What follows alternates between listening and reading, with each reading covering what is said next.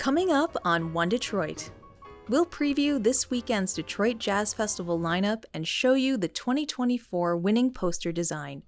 Plus, a harp belonging to the late jazz great Alice Coltrane will be in the spotlight at this year's Jazz Festival. Also ahead, we'll hear from the Jazz Festival's artist-in-residence, award-winning drummer Brian Blade. It's all coming up next on One Detroit. From Delta Faucets to Behr Paint, Masco Corporation is proud to deliver products that enhance the way consumers all over the world experience and enjoy their living spaces. Masco, serving Michigan communities since 1929. Support also provided by the Cynthia and Edsel Ford Fund for Journalism at Detroit PBS. DTE Foundation is a proud sponsor of Detroit PBS. Among the state's largest foundations committed to Michigan-focused giving, we support organizations that are doing exceptional work in our state. Learn more at dtefoundation.com. Nissan Foundation and viewers like you.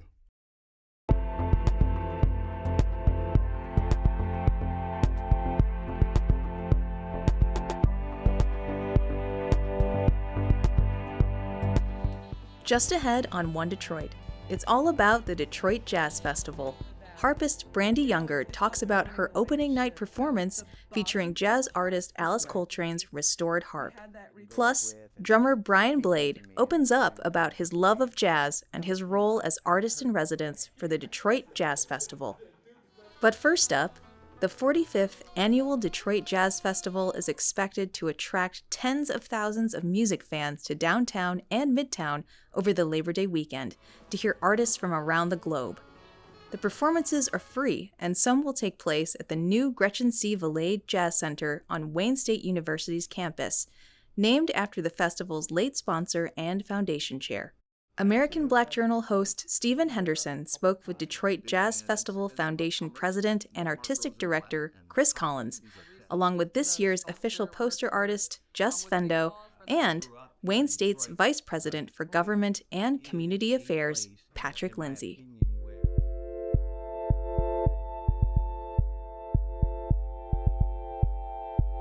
Chris, I'm going to start with you. We do this every year. I'm always blown away by what you managed to put together for Detroit every Labor Day weekend. Tell me about this year's Jazz Fest.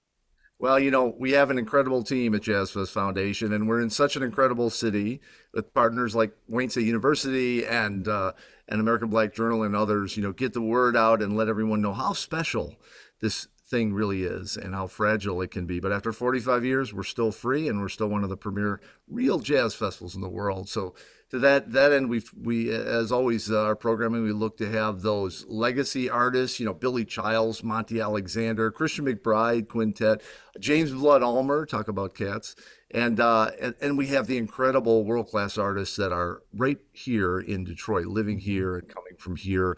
Our legacy artists, the great Wendell Harrison and the Walter White Big Band, and some upcomers, Mark Rosenblatt and Hockey. These are cats looking to the future of where jazz is going to go. So mix that with our artist in residence, the great Brian Blade, who will be playing with the Jazz Fest Big Band. He'll be playing with Octet and, of course, the Fellowship Band. So it's going to be quite special. Yeah. 45 years. That's an incredible run. Talk about how significant that is for Detroit. This is not just about us, but it does feature us, and it features us to the world in a way that I'm not sure everybody who lives here quite understands. The festival is so much different and bigger than it has been in the past. It really is a worldwide phenomenon. It is, and everything we do in Detroit, these kind of things that draw tourists. Jazz Festival is now drawing a third of its audience in person. It's about 325,000 people from outside the region, outside the country. Our streams, which we have metric by a professional company, so there's no hyperbole. They're free, and they reach last year they reached 1.6 million people in 32 countries, and so it's a jazz festival that's in a city that has a symbiotic relationship between its culture and jazz. They feed one another, they always have. And it's also in the city. the city, the architecture, the skyline, the community is the backdrop for the entire festival. So we're really proud of being able to be an ambassador to the artists, to the patrons, and all around the world, because Detroit's a very special place, and when they come here, they're rather blown away by that connectivity. So that's along with our last economic thing showed a little over $30 million in economic development over the 4 days of Jazz Fest.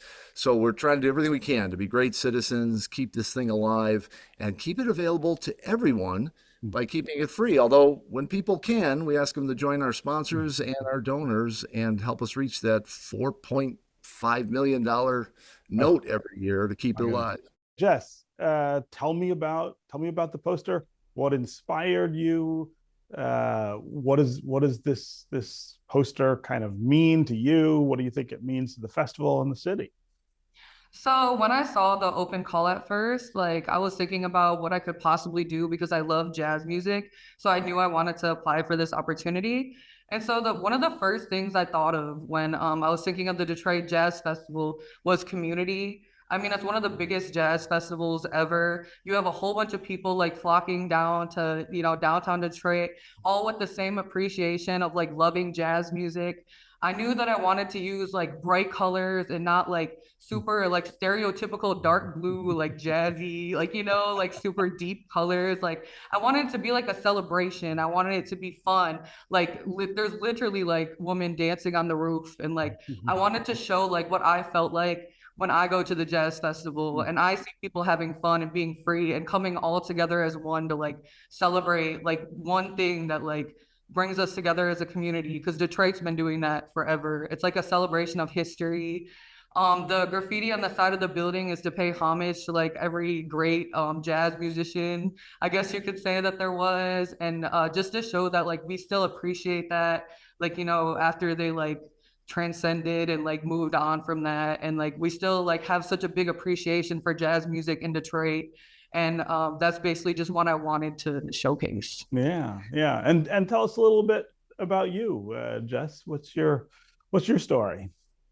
Well, I do a whole bunch of different types of art in Detroit. I've been here for a while now. I'm a student at College for Creative Studies. I'm studying illustration and entertainment arts.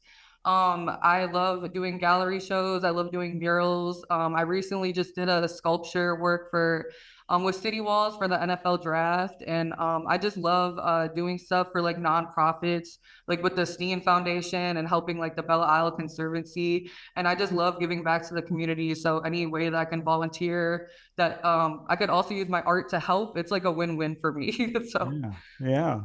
Patrick Lindsay, I want to bring you into the conversation here. This year's festival, of course, will feature the Gretchen C. Valade Center, Jazz Performance Center on Wayne State University's campus. I actually have had a chance to be there a couple times already. It is a mind-blowing experience. I predict that this will be, if not the premier, it will be one of the premier music venues in the city, just because of how great it sounds, how great it looks, how great it feels. I mean, it is a stunning achievement. Well, thank you, Stephen. I think I couldn't say it any better. As you can see, I am keeping Gretchen close to my heart. Miss Valade's generosity, not only to Wayne State, but to the world, relative to building a world-class center where artists can come and be featured and do it in such an intimate setting, but in such a dynamic place such as Wayne State. It is a great honor for us to host it and to welcome the community into this space. I grew up here in Detroit. Detroit is a place, in my opinion, where music is just a part of the fabric of our culture. Mm-hmm. And music is the most universal language I know. And we are most fluent in it here in Detroit, between jazz, R&B, hip hop, gospel, classical, and the many other genres. How blessed are we to have such richness here? But the Valade Center, in my opinion, will help to catapult and cultivate jazz even more so because of its strong roots here. people will be able to experience it, to learn it, and to grow it here in the city and world. A highlight of this year's Detroit Jazz Festival is a performance featuring a restored harp that belonged to the legendary jazz musician Alice Coltrane. Grammy Award-nominated harpist Brandee Younger will play the refurbished instrument on the festival's opening night, accompanied by Alice's son Ravi, Reggie Workman, and the Detroit Jazz Festival Chamber Orchestra. One Detroit contributor, Cecilia Sharp of 90.9 WRCJ, spoke with Younger about Alice Coltrane's legacy, the restored harp, and her upcoming jazz festival performance.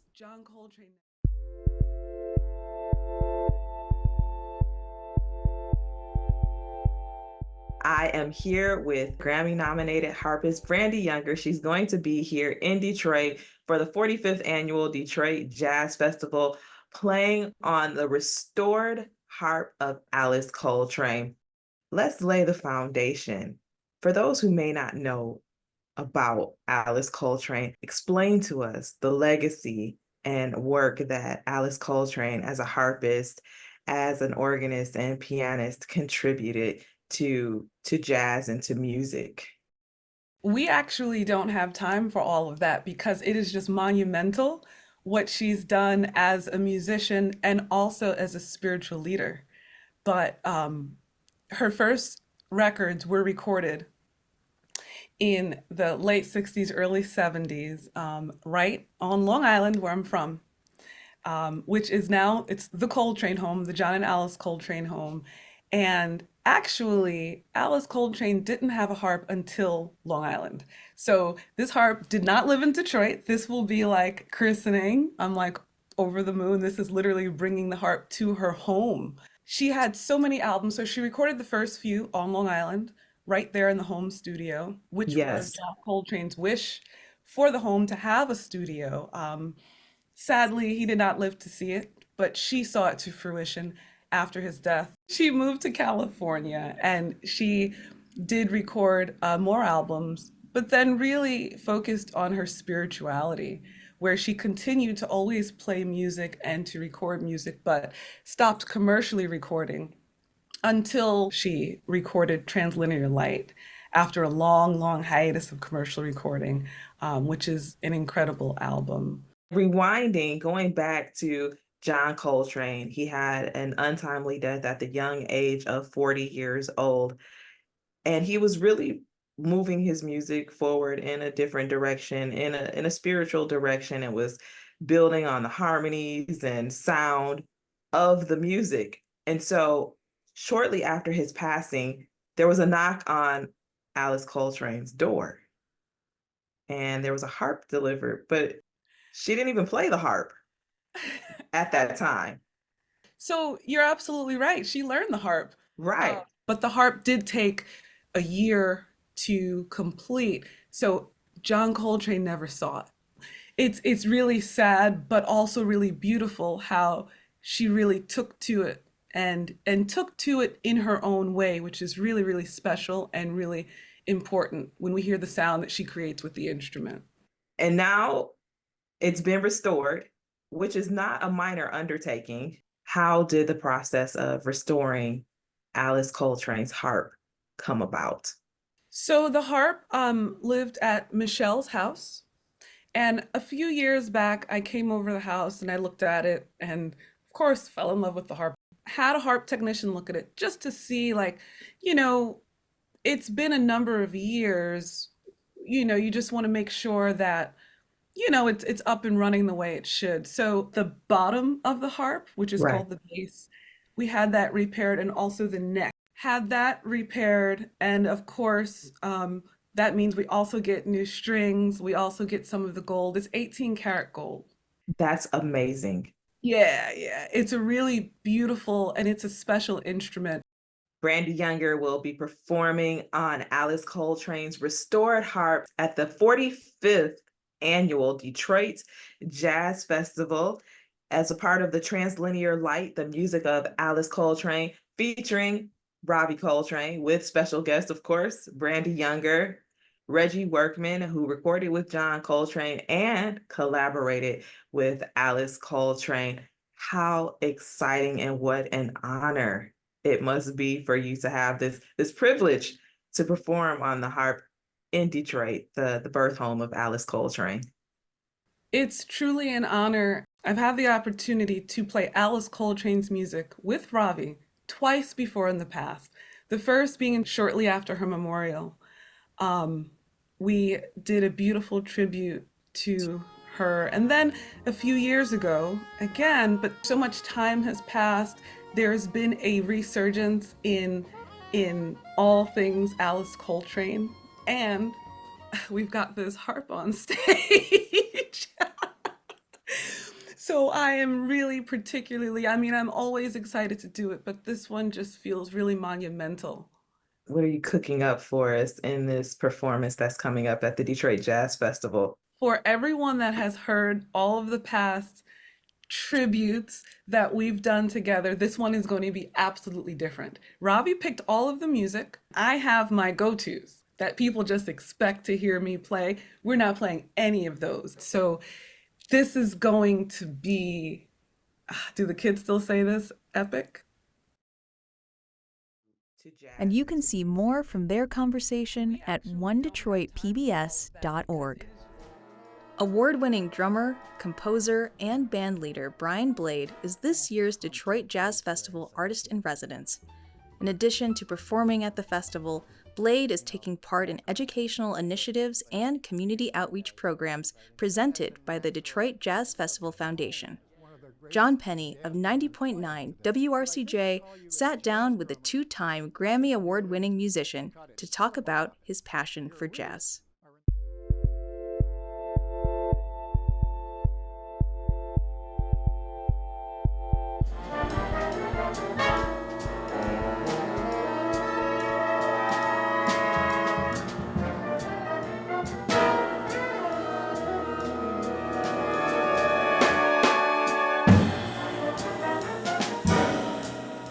Brian Blade as the 2024 Artist in Residence at the 45th Detroit Jazz Festival. It is an honor, a pleasure, and a privilege to sit here and talk to you today after an incredible workshop with students at Wayne State University. You are celebrated as one of the greatest jazz drummers playing today, but I think to call you a jazz drummer doesn't really cut it. It's sort of myopic. Your roots are in the church in Shreveport. Your father was the pastor. When you talk about the roots and church and the gospel, it really is the root of everything is coming up from. You know, no matter where I find myself at the school or in that concert hall or in that dive bar, the mission is still the same. You know, touching souls with your conviction and what you feel like your calling is important to me, and the music has to speak that same praise. A dear friend in my hometown, Shreveport, Louisiana, and gives me 2 cassettes when I started driving at age 16 of Joni's music, Hijira and Mingus. So I'm listening to these recordings, you know, these tapes, you know, driving to school. And it's something I've never, you know, didn't grow up with, and it's speaking to me in a big way. And you know, I'd heard Wayne obviously on Weather Report music and with Miles Davis essentially, and his own records, some of the first records I bought. But I could have never seen ahead, all of a sudden sharing time with my heroes, essentially making music with my heroes. So today you were here at Wayne State University and running a workshop, and they were playing some challenging material.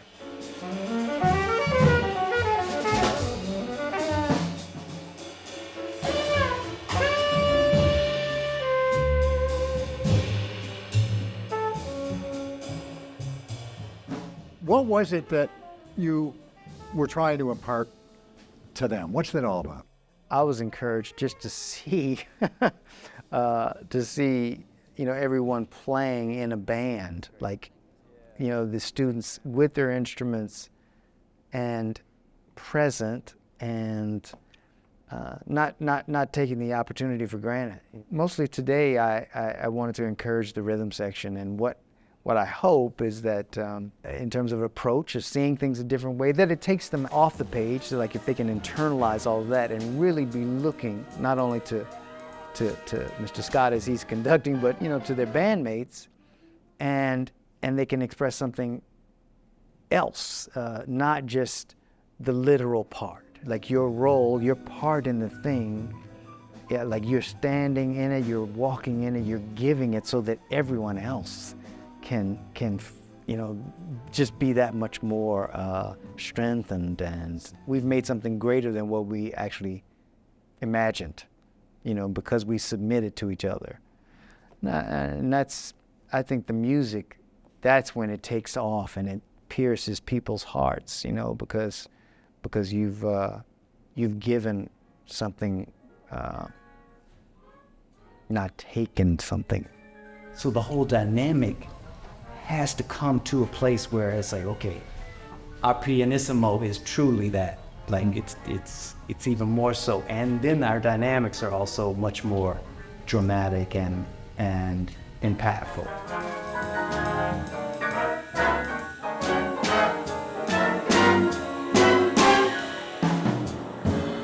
So I hope that the students here at Wayne State University, they would, also see through the page, so to speak, read between the lines, so that they can inspire something else in the ensemble.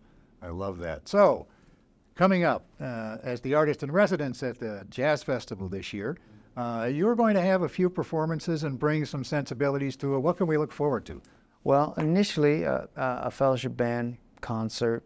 Then I'm collaborating with two dear friends of mine, Edward Simon, pianist from Venezuela, I've known a very long time, and Scott Colley, bassist.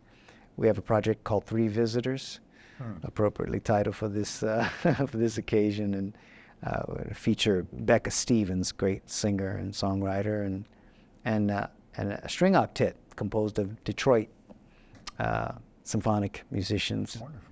Looking forward to that. And then a big band that in its core is the fellowship band, conducted by Jim McNeely, and his arrangements of some of my music and John's music for the fellowship band. The fact that this festival is open to the public, free, it's really incredible, to me. In the world, it's unique, not just in the country, I must say. I'm excited about sharing all this with the community here in Detroit.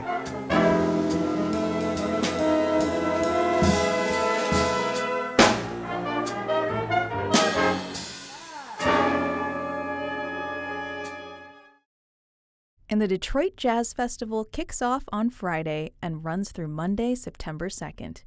You can check out the live stream on DetroitJazzFest.org. We leave you now with a performance from Detroit Jazz Festival Artist in Residence, drummer Brian Blade and the Fellowship Band, recorded at the Gretchen C. Valade Jazz Center.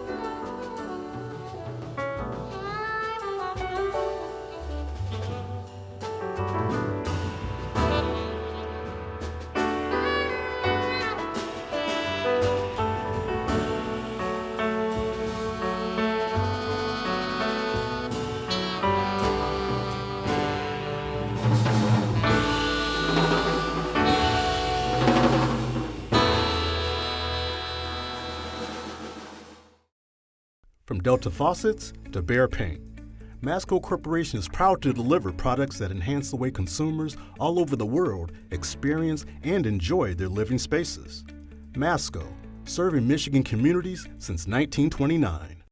Support also provided by the Cynthia and Edsel Ford Fund for Journalism at Detroit PBS. DTE Foundation is a proud sponsor of Detroit PBS. Among the state's largest foundations committed to Michigan-focused giving, we support organizations that are doing exceptional work in our state. Learn more at dtefoundation.com. Nissan Foundation, and viewers like you.